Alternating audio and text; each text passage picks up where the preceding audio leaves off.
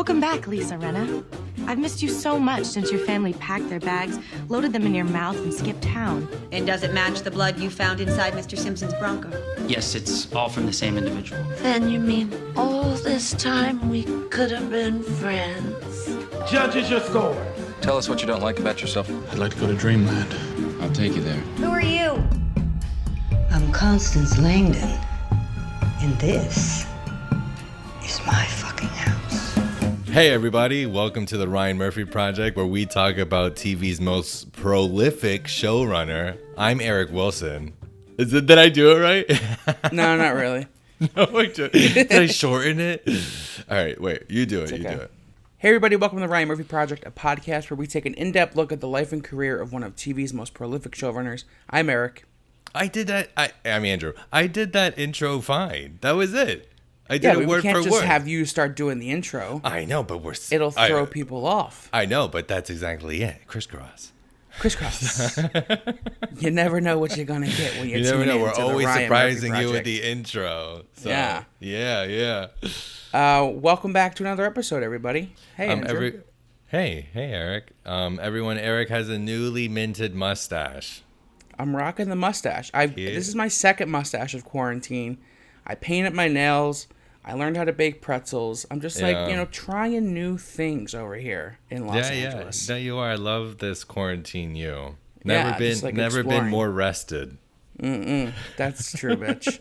Although my sleep schedule is so fucked up now that it's not even like a schedule. You know what I mean?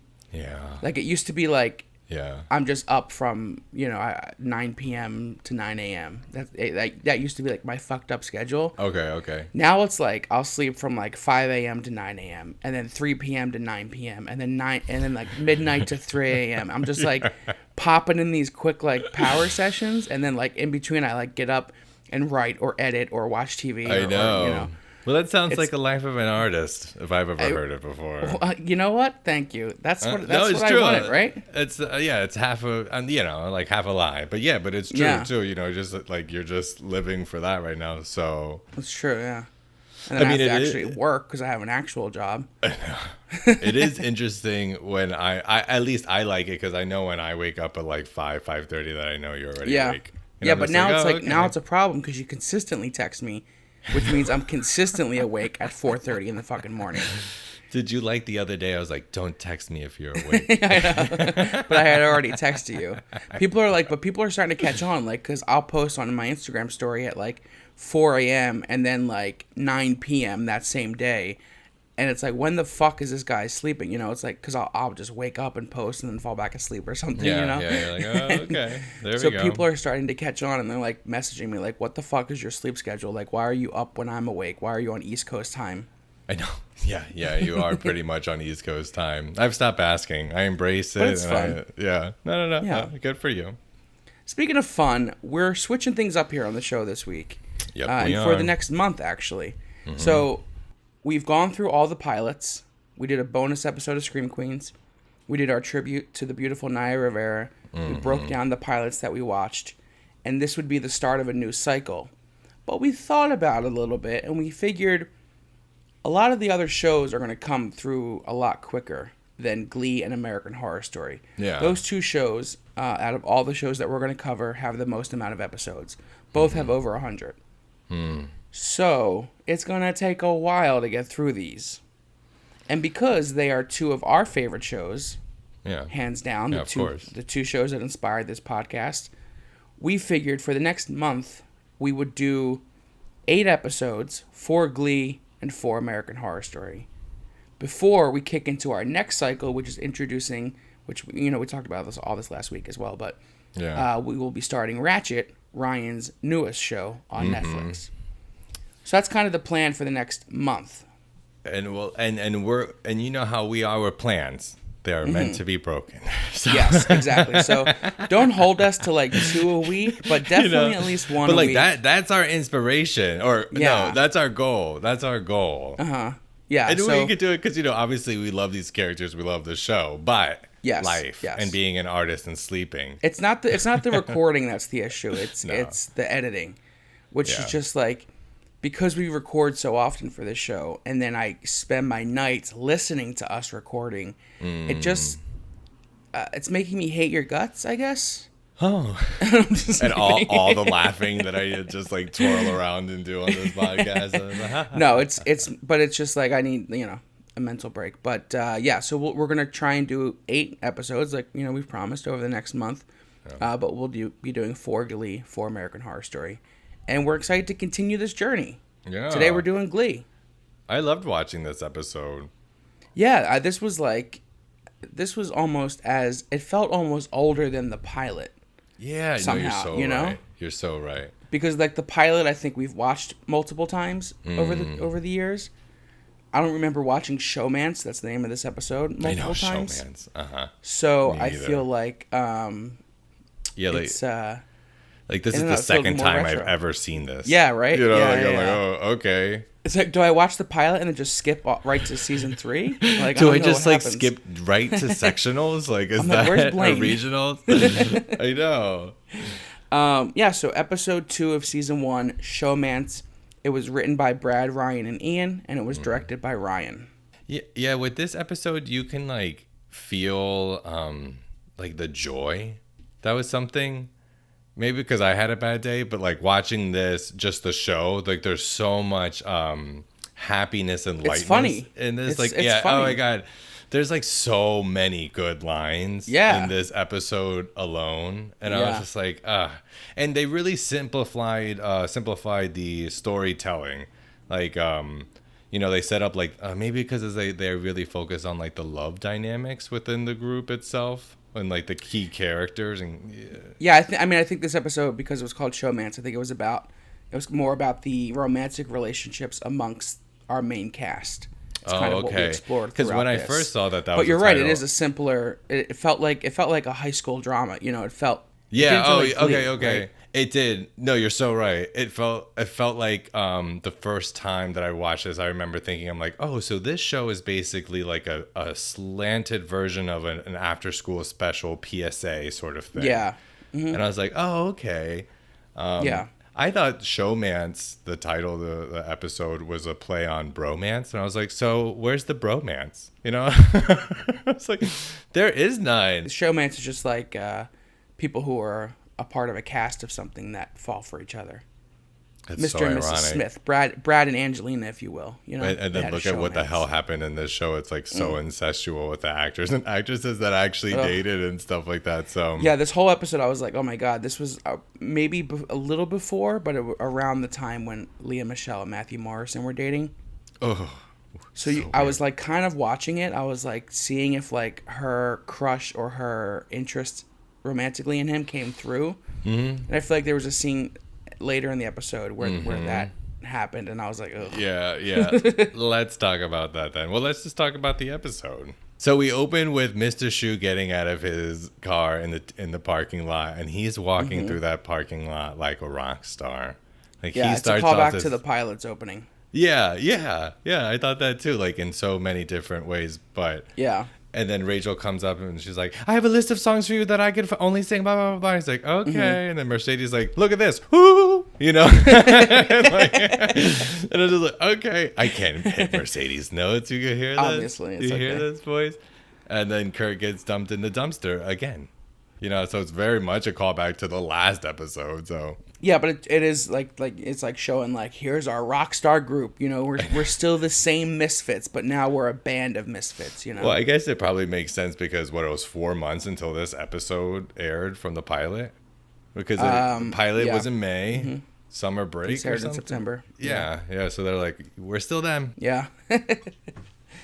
So we see that scene, and we see like Will walking through the school, and he's like finger guns at students, like he's like best friends with them, like a fucking weirdo. Smile. I know. Yeah, like he's some sort of celebrity. I guess that's kind of what they're just like. They want to show us that that's how he feels now. That he put together a Glee club. He feels like a celebrity again. For now, because Like, in what the a rest of the weirdo. episode, he's stressed. All right, real stressed. So then we see Emma waiting for him, like a real creep, behind a pillar, timing his exact moment where she can turn the corner and pretend like she ran into him accidentally. I know. So they do that and they flirt a little bit, and then we get the first line ever from Santana bitch.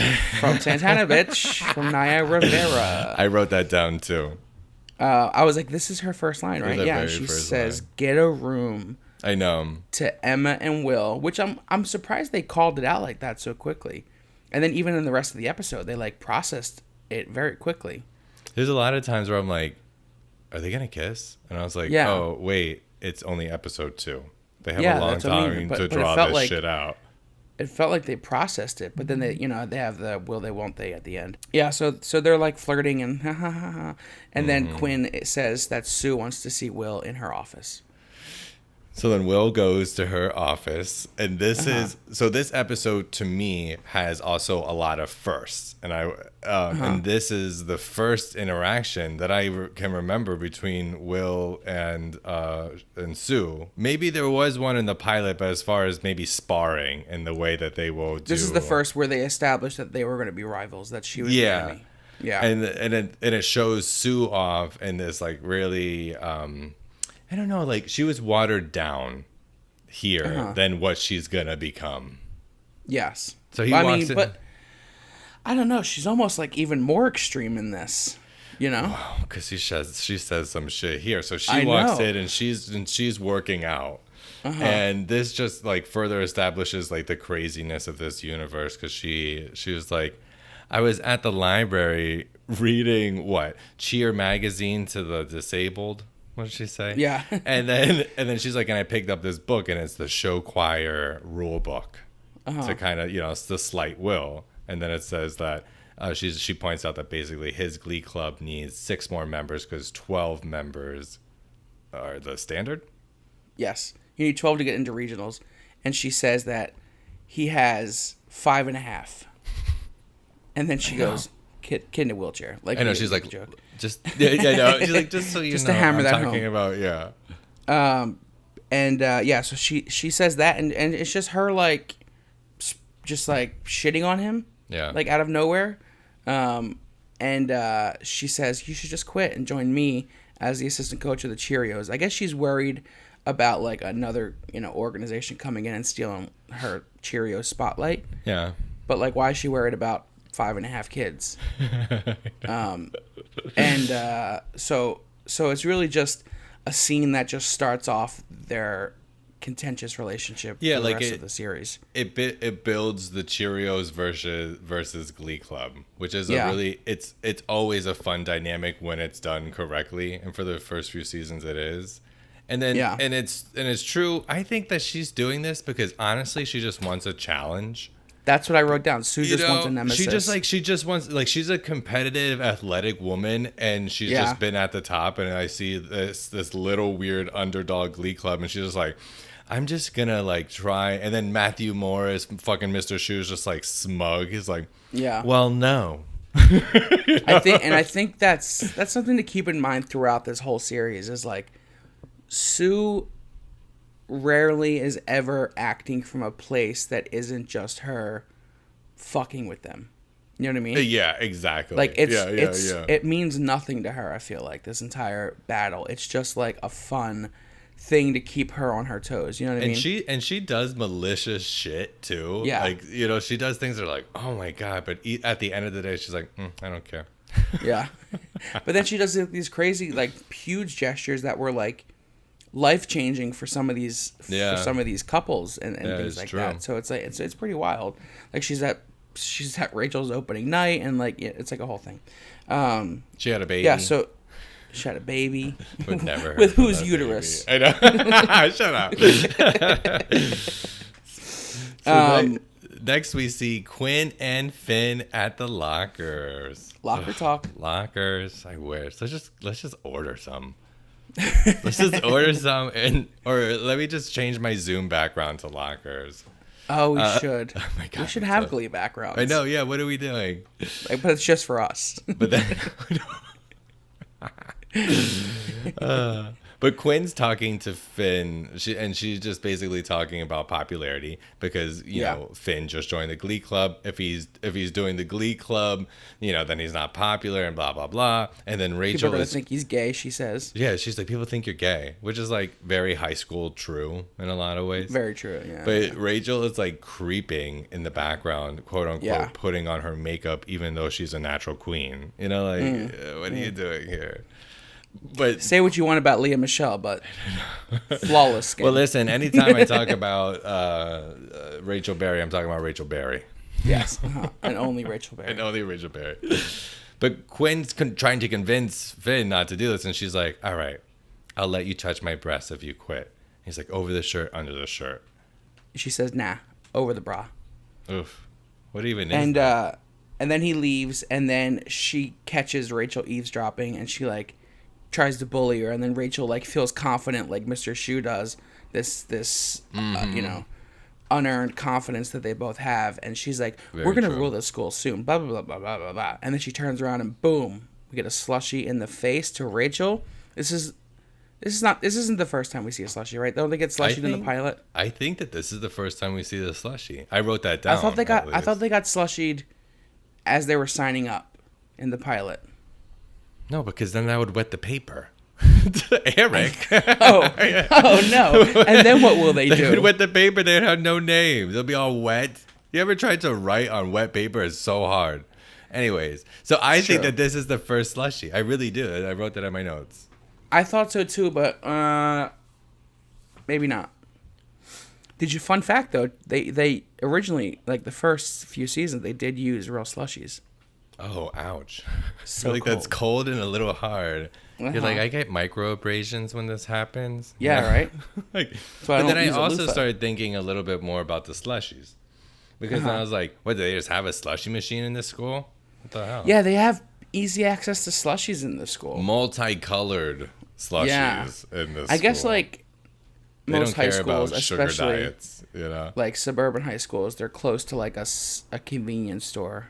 I imagine they go to the convenience store a lot, you know? Yeah. So she gets hit with that and, you know, kind of puts her back into her place.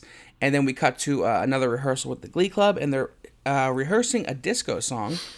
And freak out. They are not into it. Freak out. Say chic. Le freak. Thank you. And so they're all not into it, and we see Mercedes with her second line of the series, which is another stereotypical outburst where she interrupts the entire performance and says hell to the no. Well, this is honestly her first hell to the nah. Because Yes. she will continue to say that. So another first in this episode. Yep. Shu in this sort of thing. Well, first, it's a really dry performance. And it's like, freak out. And then it's just kind of, it was like, it wasn't hard to watch. I was like, wow, this is like, is there any music playing? You know, like, that's what I thought. I was like, is there any? It was just a piano backing. Yeah, I was like, okay. But then Shu basically informs them that they're going to be performing at an assembly and that they're performing this song. Or maybe he informs just the audience. No, he informs them for the first time because then they're like, we can't do this. We can't be doing this song. And he's like, no, back in the day, 1992, this was the hit. And they're all like, oh no, this is like social suicide. They're all embarrassed and they're all afraid of how the students are going to react. And there's a fucking hilarious line that Rachel has. What does she say? It's just a great quick delivery. They're going to throw fruit at us. And I just had a facial. Well, I'll press charges if that happens. Guys. And then it cuts to the intro, just randomly. I was like, oh, wow, intro? You know, like, we are, like, about 10 minutes in, it felt like. Yeah. And I was like, oh, intro, okay, done. It was 10 title seconds. Card. If that Move title on. card, Let's take done. a break. Yeah. You know what we're doing this episode? Here we are. Let's jump in. You know what we're doing? We're fucking talking about Terry and her pregnancy. Because then That's where we're going next. We're going to a Will VO. That means voiceover for the new audience members. But new listeners, like, share, subscribe. So they're at they're basically, it's like a fun little montage of them looking at a house. Since Terry's pregnant, you know, they need to expand where they're living. And then Terry's talking to the real estate agent. Well, we also meet Terry's sister Kendra, who is just like this bitch, you know. She's around for the first season. It's a part of the montage, this. Well, no, the first scene is them talking about how Kendra. Don't shake your fucking head, bitch. No, that you're wrong. I have better notes. You're wrong. I have better notes. Will Vio trying to find a house. A personal dream to cut down a Christmas tree. Haha, bitch. She is basic. Intro to Kendra and her wife. Yeah, but you said it was a house hunting montage. It wasn't. It was just them talking about the house. Eric, they're in the house with the realtor. But there's no montage, bitch. The montage is during Gold Intro Digger. to Kendra is a scene within a scene. Yes. Mm-hmm. Montage. But, well, it's not an 80s montage with cut scenes and people randomly painting things, and then someone walks in the doorway and gets their paint on their face. It's not that montage. The point is, there is an actual montage where they're house hunting later, so I didn't want to confuse it. No. And you still don't know what montage means. Kendra is in the house, okay? She wants Terry and Will to move to their little suburban white development. Kendra is like a cartoon of an evil sister. Yeah. You know what I mean? She's just like, and at this little dinner that they're having, she has a very submissive husband who's like, I need to get up to use the restroom. And she's like, sit down. That's basically her. She's the top in this relationship. And she seems worse than Terry. Very true. Yeah. And then they're looking around the house, and they walk into the little girl's room, and Terry says, "This is where our daughter or gay son will sleep." Mm-hmm. That was part of the montage. Yes, it was part of the montage. What else does she say? Well, because this house is way above what they can afford, unless I'm mixing up the montages again. But anyways, she wants like a foyer. She wants a sunroom. Yeah, and it's just like they don't have the money for it. But the funny thing that she says in this scene is that he's like, well, there's foreclosed houses down the street that's half the price, and she's like, we're not raising our babies in a used house. They're not clean. And I was like, oh my god, that's so goals funny. Though. Then we cut back to the choir room, and we enter on a conversation with Kurt and Mercedes. I don't know if you picked this up. Yeah, I did pick it up because I like to watch things. Like if I'm watching something by myself, I like to have subtitles on. Uh-huh. So I just saw their little interaction, and I was like, "What are they talking about? What are they even talking about?" You need to call me before you dress yourself. Whatever. You look like a technical You're zebra. a hater. That's and what I look you like are. I'm a part a hater. of it. You're trying to copy me. It looks like I planned it. You know what? If your hair was longer, you'd have curls. Guys. So then Will enters, and he says that they are going to practice a more modern song, and he's going to teach them how to rap, which is just what we need for this Glee Club. And they do a performance of Gold Digger by Kanye West, future president of the United States. Yeah, they do this. I don't know if this or the thong song is more ironic and cringeworthy. Here's the thing. This is like, I think, the hottest I'm ever going to find Matthew Morrison. Oh, why? The way he's dressed in this scene, and just the way he looks. Yeah, he doesn't have like a button up on or anything. Yeah, this is like this is my favorite down. look of his. I would sleep with this Will Schuester. With that, I've never found him attractive. Maybe if he was Me neither, that's what I'm saying. Like, but this scene I was like, huh. Maybe if he was like a headless torso on an app, yeah.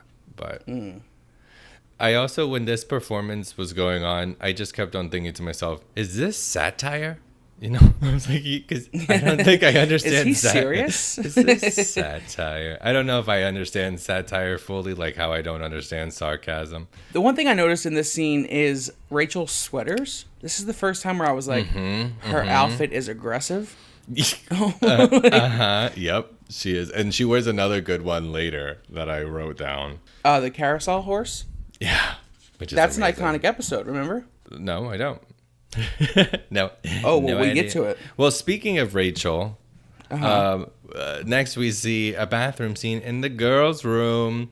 Emma's walking out of the stalls, and she has her hands up, and she is ready to wash her hands. Yes. And then she hears very important to tell us. Thank you for not leaving out that note. Well, listen, she would do really well in a pandemic. That's the first thing I thought. I was like, this bitch is washing her hands every 30 minutes. Yeah. Imagine she got COVID, though. Freak out. You hear some like gagging noises, and it turns out to be Rachel trying to throw up in the bathroom. Yeah. And then there's a very inappropriate line for Fox primetime. Yeah. Where Rachel says, You missed the toilet. The girl who was throwing up before me left that. I tried, but I guess I just don't have a gag reflex. One day when you're older, that'll turn out to be a gift. Let's have a little chat, okay? Which is like, same, you know? How else are you supposed to feel about that? But same. Yeah. It's like, you're talking to me. You're talking to me, bitch. I got this. Finn's 6'4", so, you know. Oh. You know what that means. Swinging. Just swinging. So Emma obviously is the counselor at the school, so she has to bring the student to her office because she caught her, you know, forcing herself to throw up. But Rachel just basically says that she wants to be thin. She wants to be Quinn.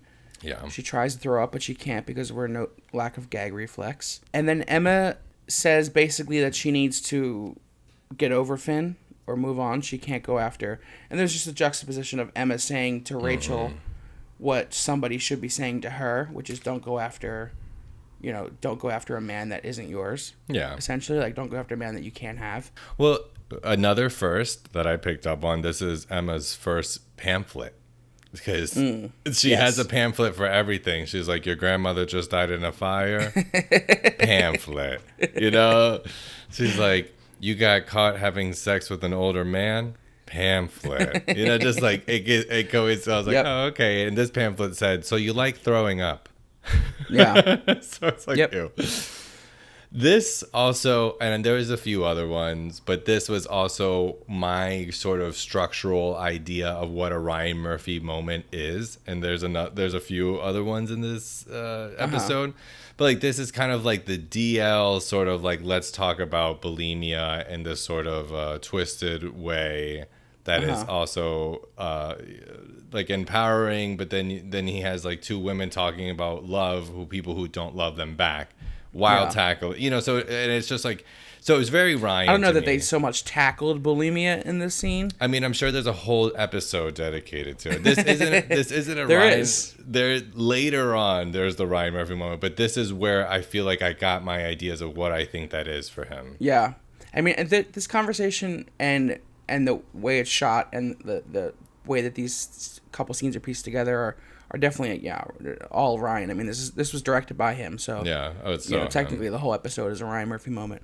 But we also see it cuts to Emma crying alone in her car, singing "All by Myself." I love moments like that. If I needed to, and there was rain that heavy, I wish it rained more out here so I could cry more. Turn on Adele. So she says basically she needs to do something to help Finn. Is that what she says? That common interests are a good way to start up a relationship. So we cut right after that to a scene where Rachel and Finn are in Figgins' office, Principal Figgins' office, with Sue and Will, and they're clearly in trouble. Yeah.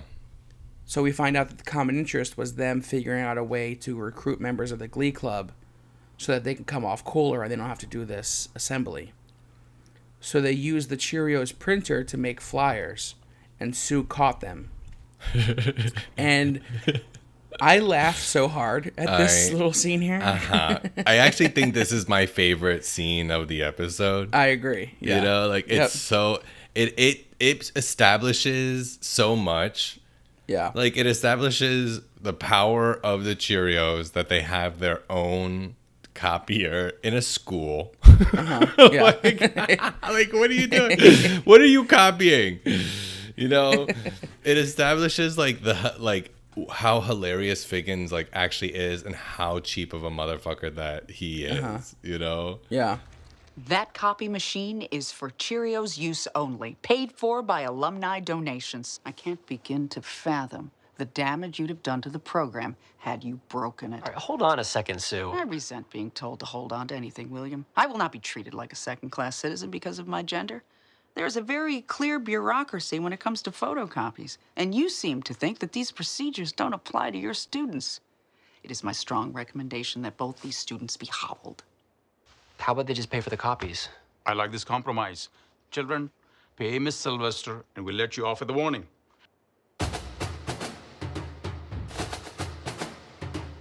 Lady Justice wept today. So after they pay Sue her $4 for using the printer, Will tells them that they're doing disco at the assembly. No ifs, ands, or buts about it. Yeah, it's like your plan didn't work. You got caught photocopying BS. Like, we're doing disco. I don't care. I'm stressed out. That's basically what I got from him. And then we see Terry and Will in the tub, and this is just another scene of Terry bitching about her wanting, she deserves things and yada yada, and she wants fancy things, she wants the foyer, and she wants the sunroom, and why she works hard, why can't she have it? And it's just like, all right, Terry's fun, but like, I'm sick of the same speech over and over again. Yeah, like too much of that. Well, I think it's because Will is filled with reactions from nothing but his own. Like he's filled by reactions from the women in his life. Yeah. Throughout this whole episode. And so it's like, so I'm going this way, I'm okay. And then Terry reacts, and then so he goes the other way, or he makes it better. Same thing with Emma as well. So it's just like another one of the scenes. And we didn't even see him I'm just sick of this scene with her, though. Yeah, I mean, she's it's the a same character. Speech every episode now. She's a character that needs to be taken in doses. Yeah. So he says he can't find a job to afford the foyer. And that's what kind of sets her off. Then we cut to a scene of Will walking through the hallway at night in the school, and he catches Figgins scraping the milkshake that Sue dropped dramatically when she saw them using the printer. Slow-mo dramatic, mind you. Slow-mo. Mm-hmm. And Figgins says that he had to fire the janitorial staff to save money. So Will agrees to take the janitorial position at half the price. I know. So that he can afford the foyer. I know. It's like, you just don't want to be home. Let's admit it. Let's call a spade, bitch. And then we go to the Celibacy Club. Mm-hmm. Who looks like Quinn is the president of that Celibacy Club. How do you say that? Celibacy? I've never been. Yeah. So there it is. I just don't know. Never been, bitch. Always been a slut. But so basically it's kind of cut up between the boys and girls Celibacy Club. This whole scene. So the guys are talking about obviously horny teenager shit. Yeah. The girls are talking about how to be teases, essentially. The line where they're chanting like, "What's the motto, girls? It's all about the teasing, not about the pleasing." And I was like, "Unsane." Is that your Instagram bio? No, no, because I do not live by that. Unsame. I know, unsame. Get it trending. Unsame. Hashtag unsame. One day we'll tell you the story about unsame. Yeah, you probably remember it more than me, but I just know. I know it's in my vocabulary. Yeah, so Rachel joins the Celibacy Club as a way to get closer to Finn, and then she realizes that they're split up. So eventually the groups come together, and Quinn has them put a balloon in between them, and they have to, like, grind on each other without the balloon popping, I guess. It's like, okay. Which is like a weird thing to do in any club, really, let alone in the Celibacy Club. Yeah. And then Rachel kind of just freaks out. And she's like, this isn't, like, what teens should be learning. This is, like, teens should be learning about contraceptive. They should be learning about being safe. Yeah. Teens are horny. This is not, like, a way to help them don't you dare say that C word. Yeah. Quinn refuses to say the C word. And then Rachel says, you know what? This is a joke. Did you know that most studies have demonstrated that celibacy doesn't work in high schools? Our hormones are driving us too crazy to abstain. The second we start telling ourselves that there's no room for compromise, we act out. The only way to deal with teen sexuality is to be prepared. That's what contraception is for. Don't you dare mention the C word. You want to know a dirty little secret that none of them want you to know? Girls want sex just as much as guys do. And I think this line really catches the attention of Finn, who's like, oh, maybe I can sleep with Rachel. I, like, totally popped this balloon because I have a boner. You know, like... before they do the balloon thing, though, which I think is worth mentioning, is that one of the boys is talking about like how do you stop from quote unquote erupting too early. Oh yeah, Jacob Ben Israel. This is where we meet him. Yeah, Who I think we should try to get on the show. Oh yeah, because I love him. Jacob Sussman, something like that. Yeah, Yeah. He's attainable. So he asked the question like, how do you not stop from whatever? And then Finn's being like ultimate bro jock, and he's like, I don't have that issue. You know, like I have a football. I don't have that issue. You know. Spoiler alert: he has that issue. He has that issue. It's totally funny. He's in high school, and it's swinging all day, 24/7, dragging down that hall. and you know that he only wears boxer briefs. You know, to let it hang out. And you know that he doesn't know what pant size that he is, and they get his pants at fucking Goodwill, I assume. So everything's just kind of loose. Why Goodwill? But anyways. So anyways, they have a sort of exploratory scene of what Finn thinks about when he is about to come.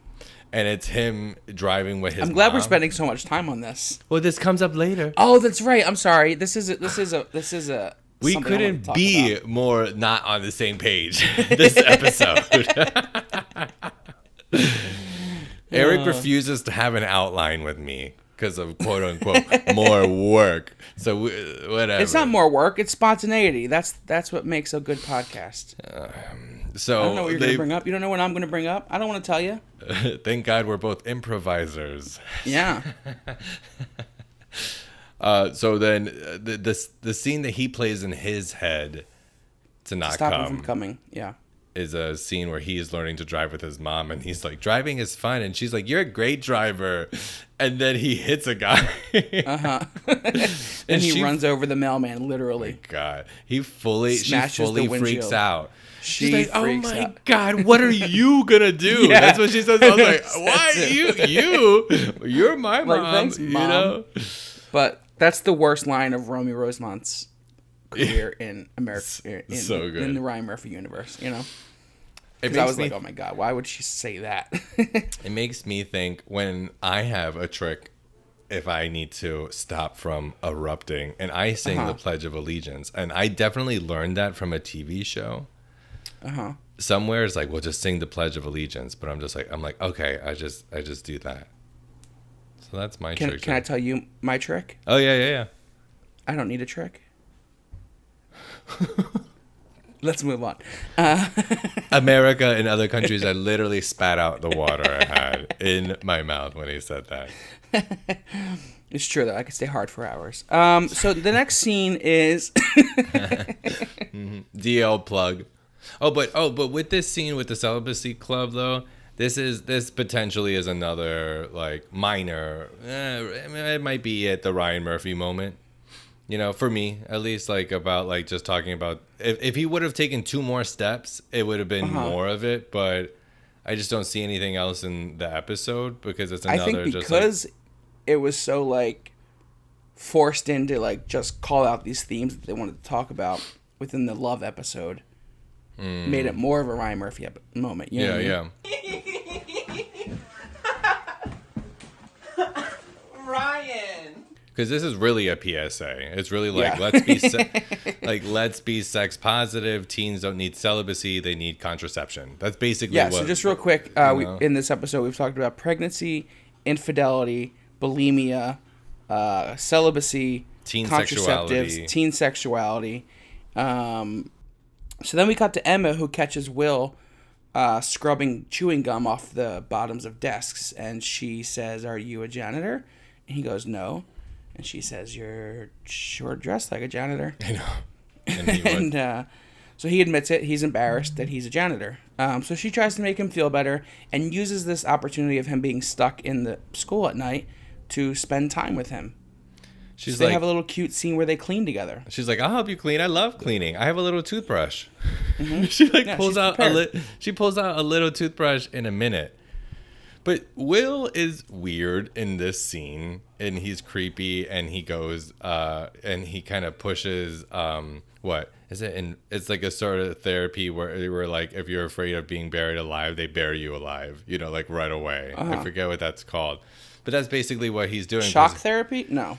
Not inversion therapy is something else, but that's what's coming to mind. We're not therapists, America and other countries. We're not, but there's a therapy in this.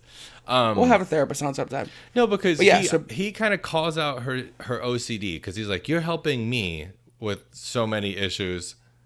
Let me help you. And she's like, well, it's the first time we acknowledge that she has it. And it's the first time she admits it. Yeah, and that's okay. But then he's like, he goes like real far, real fast because he's like, let me help you. I have this chalk on my finger. Let me wipe this dusty ass chalk on your nose. And then he puts it on her nose. And I'm like, this is not okay. But then I also wrote down that Emma is WAP. And listen, it's so funny that you text me earlier, WAP. And I said, because I have been all week since that song dropped trying to put WAP into a sentence. And I finally found a good one when I text you back, WAP up. That's funny because I wrote down that like she's opening up about her OCD and he immediately just like forces her to like go and like jump into the deep end.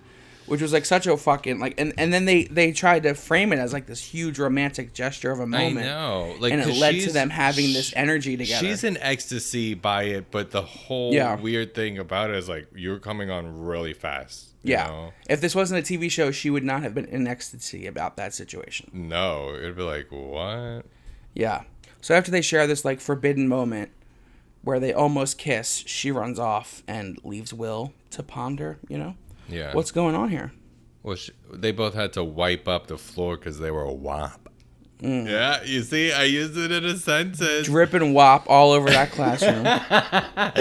The other day it was raining in Chicago and we were getting out of the car and I was like, "Oh, we're gonna get WAP."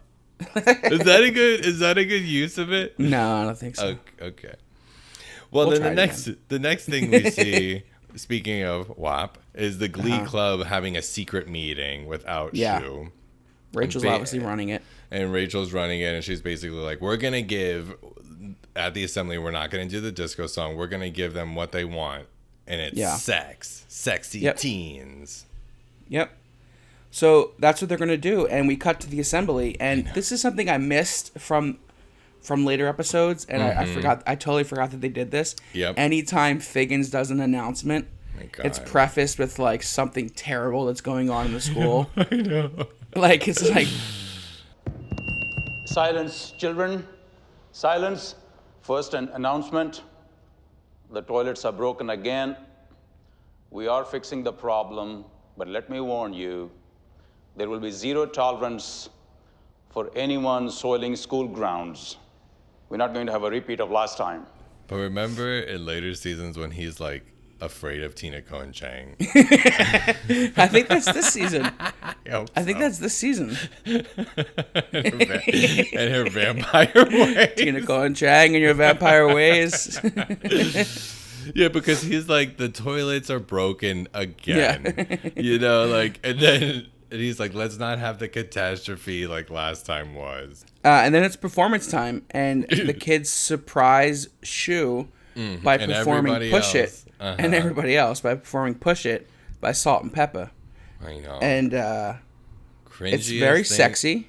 Cringy sexy, if that's a word.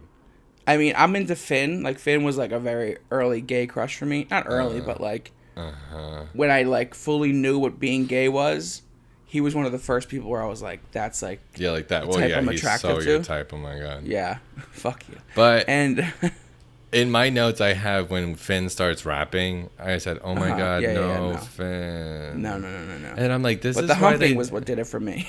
Oh yeah, because it's like it is. They're like horny. Oh my god. Yeah. The whole scene is Kurt's little worthwhile. fanny pack flipping around. I know, he's like, and he says like that line about the sexy people, and then he like, you know, it's just like hilarious. It's so obscure. It's so like Sue and Will are horrified. Sexy. Yeah, like Figgins and Emma and Jacob and Israel are very into it. like when They're very supportive of the movement. Figgins closed his eyes and started swaying like it was a slow song at a wedding, I almost fell out of my chair. I thought that was so funny. So after this performance, obviously, the kids are going to get in trouble because they pulled this behind the back of the administration. Yeah. So Will and Sue are in Figgins' office, and Figgins is reprimanding Will. And fucking Sue says, "Let me be the one to break the silence. That was the most offensive thing I've seen in 20 years of teaching, and that includes an elementary school production of Hair." We've received angry emails from a number of concerned parents, many of whom thought that their children were going to hear a special Olympian speak about overcoming adversity. I really don't know what to say. Well, let me help you out then. My first thought was that your students should be put into foster care. But you're the one who should be punished. I demand your resignation from the school, as well as the disbanding of Glee Club. Now, hold on, Sue. The issue is content. Those kids are talented, and I have not seen the student body this excited since Tiffany performed at the North Hills Mall. You need new outfits. I got several flashes of panty from your group today, and I'm not talking about the girls. So, Sue, I'm cutting your dry cleaning budget to pay for new costumes for the Glee Club. This will not stand. Oh, Sue, the dry cleaners here are just as good as the ones in Europe. Well, Figgins actually, the school and Figgins really liked the performance. Yeah, they got a standing ovation. Even though those Glee Club kids should never be allowed. Every time they do an assembly, it's wild and inappropriate, and something crazy happens, and they keep on allowing them to just run that school, basically. Yeah. And so then Figgins really likes it, and he just makes a lot of budgetary decisions by saying, basically, he's like, I'm going to support them getting new outfits by cutting some of your budget, Sue, for basically your dry cleaning. Yeah. For the Cheerios. Oh, I'm sorry. Your European dry cleaning. Yeah, he's like, the dry cleaners in Ohio are just as good as the ones in Europe. I know, and it's like, and that's just like another little tidbit of like, wow, these Cheerios get whatever they want. And Sue is getting pissed. And this is also like the third or fourth moment now where the Glee Club or Will has done something to offend her. I know. And I think this is just another way of them building up the rivalry, which they really came fast with this rivalry in this episode. They went full speed ahead from the first episode. It doesn't feel unearned. It was done naturally, yeah. Yeah. And then so she's upset about that. And then Figgins gives Will a list of pre-approved songs that they have to do. Oh my God. They can no longer do whatever songs they want because of this assembly. So now they have to do basically like Christian prayer songs, balloon circus songs, like fun-loving songs. Yeah. So they're not happy about that. This is also the fourth time in the next scene where they use the Glee jingle. Did you notice that? Yeah, I did notice that. The Glee jingle was in this episode more than I've ever heard it before in my life. Yeah, I know. Yeah, more than ever. I did notice that. I noticed it because we use it, and yeah. So I was just like, that's weird. Yeah, it was in there 4 different times. Like weird. Like once but like, because then it's also their end credits. So I don't know. Very they're just trying to hammer that into her. They're trying to brand. Well, Rachel's waiting outside the office, basically, pigtails and outfit from the assembly. Yes. And she apologizes to Shu. And is this the scene that you're talking about where they like have some sexual tension? No. Oh. Because that's where I picked up on that. Yeah. There's like a little like maybe it was the way that she was like dressed but I don't know, the way that they talked to each other was kind of like, Yeah. They fucking. Yeah, so he yells at her and he's like, I hope you're happy now, bitch. These are the songs we're stuck doing. Yeah. And then we cut to Emma and Ken. Yeah. Last time we saw Ken, he was licking Emma's doorknob to spite her because he knows that she's in love with Will. So basically he comes up to her and he puts it all on the line. He's like, let's go to Tulapalooza. Let's hang out. Let's date. I know you are into Will. You can't be into a married man. His wife is fucking pregnant. Yeah. Like, I'm your best option in this fucking town. Let's do it. Yeah. And that lovely speech does convince her. And later on, she does agree to go to that with him. So it's like, okay. And then we have Rachel and Finn having a backstage singing together moment. Yes. Where she's basically on the piano and Finn's trying to hit notes, which is like hashtag romance. Backstage so romance. You know, and it is cute. I love them. I love them together so much. And it's like it's just nice to see them together. Yeah. And then when they get done doing this like little vocal exercise, she's like, well, Finn first says, well, can I take a break because singing makes me hungry. Yeah. It's like, I'm like, okay, same, I guess. Not and then turn camera to a full-ass fucking picnic setup. Like, she actually just had a full picnic, nice pillows from Pier Imports or whatever it's called. There was a fake tree. There was a slightly lit candle. And there was a cartoonish basket. I know. And then they sit down, and I have in my notes that Rachel's WAP, so... I know I can't. I gotta stop. I don't Corey even know. Actually is WAP in this scene, though. Yeah, So they eat, and Finn basically says, I wanted to rehearse with you because I think you're really great and you're a really good singer. But really, it's just like he's, still horny from what she said in Celibacy Club. And he brings that up, too. And he says he appreciates what she said in there. And then she says, you can kiss me if you want. I know. And so they do. They start kissing, and then Finn comes in his pants. And then he leaves. And that's it. Well, it was a pretty... and it's their first kiss. It's episode first 2. Kiss, very cute. I know, episode 2, I was like, Quinn? What the hell? I know, well... It was just like, I guess teens move fast, and this where it really kind of like lays into like the teen angle that you were saying earlier. Uh-huh. Like, it's just like, because he's not only just like a little like curious peck, like it's a full like, I'm taking you from behind your head, I'm laying you on top of this pillow. We are not even dry humping yet, and Rachel's into it. She's perking up. And then he comes, and then he runs away because he's embarrassed. But then that leaves her feeling like, ashamed. Like maybe she crossed the line. Like she's obviously like, what the fuck, Yeah, it happened quick. Then we cut to Terry at the doctor's. Well, it cut to the medical liquid, which was really an interesting choice. Like of them going onto her stomach, because when they do the ultrasound, that little thing, I don't know. Yeah. It happens. Did that throw you? Made you uncomfortable? I was like, ew, because he just came. Did he come that much? Because that's true. Because he's swinging. Yeah, and he's pent up, and who knows? I don't know. They're probably just like filled to the max. Like gross. Two different full aquariums that you see at your doctor's office filled. No. Okay. Gross. To the max. No, you better leave it in. So we got to Terry at the doctor's, and this is our first time seeing our boy. What is his name? Oh, I know. He's in 911. Yes. He's the guy. And in he's the judge in OJ. It's rude that we don't know his name. But his name is Kenneth Cho. Yeah, that's funny that he just popped up with a beard. Yeah. Yeah, has a beard.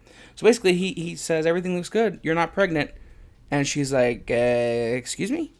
I know. He's like, perhaps you were having a hysterical pregnancy. Where your body mimics the symptoms of being pregnant. Rude. And rude. And she's like, what about the weight gain? He's like, food? I don't know. He's like, So basically, she's fucked. She's like, holy shit, like, Will's she's not doing gonna all get this what to she support wants. the family. Yeah. And now there's no family. So what is she to do? We will find out. Yeah, make a scheme. Oh, but then Eric, did you absolutely just let's talk about it. Okay. This is Eric and I don't know. Is it our favorite scene? It's just like maybe one of the first that it's maybe like you picked up on how gay I was. Yeah. It was like, oh man. Aside from it being an iconic Glee scene. Yeah. Oh my god. If you show a promo for Glee, this is going to be in it. You know what I mean? Yeah. It was also just so gay and iconic in that world for the culture, and for the culture. Yeah, it means a lot to us because I think we want to recreate it so badly. Every day, every fucking day that I hear that song, I want Every to day that we recreate it. haven't recreated it is, a stab in my Is chest. rude. Well, we don't have a third friend. Okay. I know. We almost bought the cheerleading outfits though. I feel like we've been close. At one point, we were committed. We're like, let's do it, and then we can stand by some lockers at least. Well, because this is all right. Let's set the scene because I'm gonna need to talk about this one. So Yeah. So basically, the next scene is Quinn is auditioning to be a part of the Glee Club, and she's auditioning with Santana and Brittany. Yeah. And the unholy trinity. The unholy trinity singing "Say a Little Prayer" by Aretha Franklin. And Iconic. it is just like it's so amazing because it's like I really love Quinn's voice. And then this is the first time I remember seeing Santana. I'm like, who is that hottie? I remember thinking, I'm like, oh my gosh, she's so sexy. And I was like, I hope that I always wanted her to get more lines. But it's like so devious. There's something like they're singing like almost in a Christian-y sort of way with like Quinn's angelic like Poison voice. Yeah, yes. And it's like they're in their like sexy Cheerios uniform, singing about like being obsessed with a man and thinking about him all the time and how their heart would break without it, while simultaneously auditioning for the Glee Club to get closer to your man.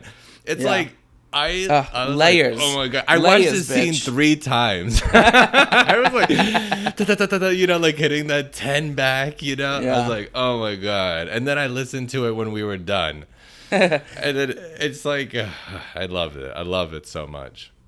So after the iconic performance that this is, we cut to Sue basically interrogating the 3 girls. And, she can't believe that they would go behind her back and join the Glee Club. And then, Quinn says she's only doing it so that she can get closer to Finn and she can watch Rachel because she knows that Rachel wants Finn. Yeah. And then Sue has the idea of like, oh, perfect. You 3 can be my spies on the inside to help bring down the Glee Club. Yeah. You can throw it. You can help, do all this kind of shit. So that's where they leave off. So that's what they're going to do. Which is fun. That's a fun storyline that I want to watch, Yeah. Especially Santana and Brittany are so like the Little Mermaid or like the Disney villain sidekicks. Yeah, they're so that. They're so like just characters, but they're so fun to watch, just like them being like, we're taking these bitches down. We're not saying a word. And then Quinn says, I'll get my boyfriend back. I know. And Sue goes, I don't care so much about that. Why would she? She's 50 years old, Very true. So Will bumps into Emma doing something, and he's like, hey, want to go clean the boys' room at 9 o'clock? And it's like, ew, you fuck. Like, shut the fuck up. And Emma's like, no, what are we doing? I have a date. It's with Ken. All right. Yeah, she like calls out the elephant in the room. Yeah. And she's like, we can't keep doing this. Like, we can't just have this sexual tension. And then, she says, I'm going on this date with Ken. And they both leave pretty unhappy. Yep. Will then goes home to housewife Terry 2.0. Or she's like, has a gas lighter thing, go like that. Yeah. And then, no one can see what I just did with my finger. Anyways. Audio medium. I don't know what that means. But he comes home and Terry has made chicken pot pie from scratch. From scratch.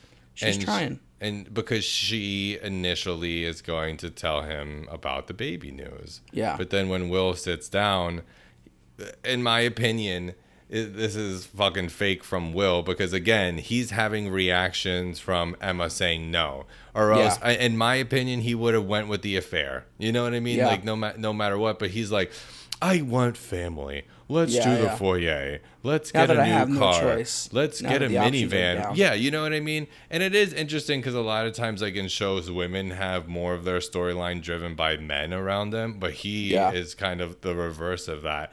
And he doesn't come off too weak as some of Ryan's characters do. But this kind of just sets up for like, okay, so Will's in it. If being a janitor at night wasn't enough, now he's like very verbally saying it. And then Terry's like, well, I can't tell him that I'm not pregnant now. Yeah. So she says that she went to the doctors and they're having a boy. I know. Wow, Which, you really narrowed yourself. You know, this was written by 3 men when she says she's having a boy and she's not even showing. Yeah. Like, come on. Even we That's not how that works. I know. That's not how that works, okay? Ryan wasn't She's a still in surrogate abortion yet. territory. I know. Oh, Eric. Oh, Eric. Hashtag pro-choice. Abortion. So after that, you know, she says she makes a compromise. She wants to work on them. She's basically like, well, we don't need a foyer, and we don't need the trip to Disney World, you know? Yeah. And we don't need to have my Christmas tree room. And we can give up Applebee's. That's what she said earlier. I forgot to mention.